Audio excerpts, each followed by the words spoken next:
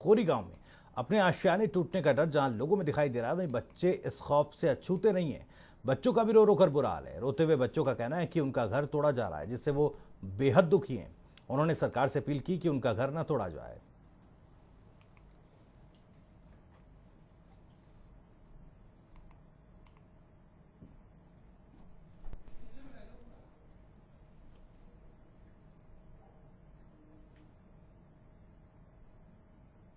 भी नहीं जाने दे रहे, हमारा स्कूल भी बंद पड़ा है, इसलिए हम लोग स्कूल नहीं जाते हैं, ना ट्यूशन जाते।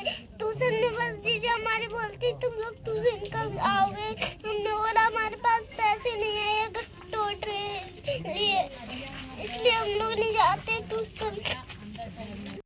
ये घर टूट रहा है तो ये धूप में बहुत कड़ी धूप है, तो भी हमें यहीं पे रहेंगे, कहीं नहीं जाएंगे। पर ये सरकार है, ये जो उस पे ये सारा बाहर है, तो भी वो कुछ नहीं करता और वो घर तोड़वाता है। और ये घर झोपड़ी टूटेगा और हमारे एक झोपड़ी है, बस यही।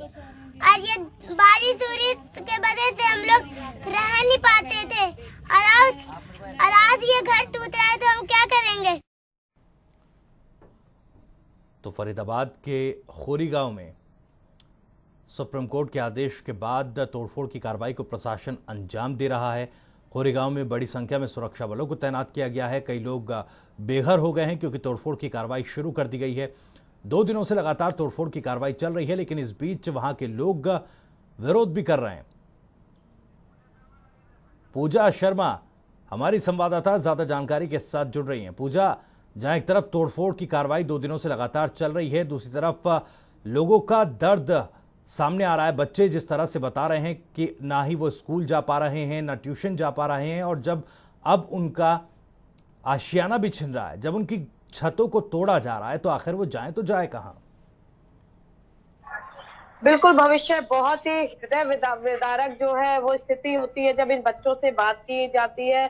बच्चों की सिसकियां थमने का नाम नहीं ले रही थी जब हमने उनसे बातचीत की। काफी सदमे में है बच्चे कि अब पढ़ाई तो उनकी बाधित हो ही रही है, लेकिन अब घर की छत भी छिन जाएगी। काफी परेशान है, और बच्चों को ऐसे सिसकता देख माँ बाप के दिल पर भी जो बीत रही है उसको शब्दों में बयान नहीं किया जा सकता। आज खोरी गांव में तोड़फोड़ का 3रा दिन चल रहा है। लगातार प्रशासन जो है वो कोशिश कर रहा है कि जो निर्धारित समय सीमा है उसमें खोरी की पूरी जमीन को खाली करवाया जाए, जो भी हरियाणा की सीमा क्षेत्र में आती है।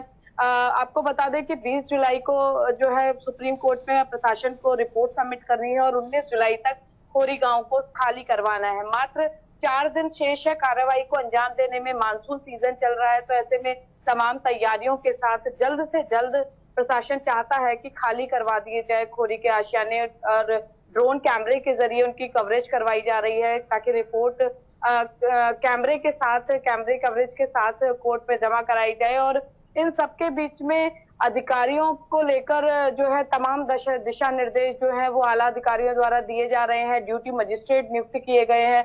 पूरा खोरी गांव जो है पिछले 1 महीने से छावनी में तब्दील है। जो भी लोग अपने आशियानों को बचाने के लिए आवाज उठाते हैं, उन्हें पुलिस की सख्ती का सामना करना पड़ता है, और यही कारण है कि अब 3रा दिन है और शांतिपूर्वक तरीके से आज कार्यवाही जो है तोड़फोड़ की वो चल रही है। लोग दूर से ही भविष्य बड़ा बेबस नजर आते हैं कि अब उनके पास कोई चारा नहीं रह गया है, और अपने आंखों से, अपने हाथ से लगाई हुई एक एक ईंट को टूटता देख वो काफी ज्यादा परेशान है। और कल जैसे कि महिलाएं प्रदर्शन कर रही थी, तो ऐसे में जब उन्होंने घर टूटते हुए अपने देखे तो एक महिला काफी बेहोश भी होगी, और काफी मशक्कत के बाद उसे होश में लाया गया। कमोवेश पूरे खोरी क्षेत्र में यही स्थिति बनी हुई है जी। भविष्य जब हम गुजरते हैं खोरी गांव की गलियों से, तो एक उम्मीद जगती है लोगों में कि शायद हम उनकी बात सरकार तक पहुंचाएं, और वो बार बार हमसे यही सवाल करते हैं कि क्या कुछ उम्मीद है कि उनके आशियाने बच सकते हैं किसी तरह। वो क्या ऐसा करे जो सरकार उनकी पीड़ा, उनका दर्द समझ सके।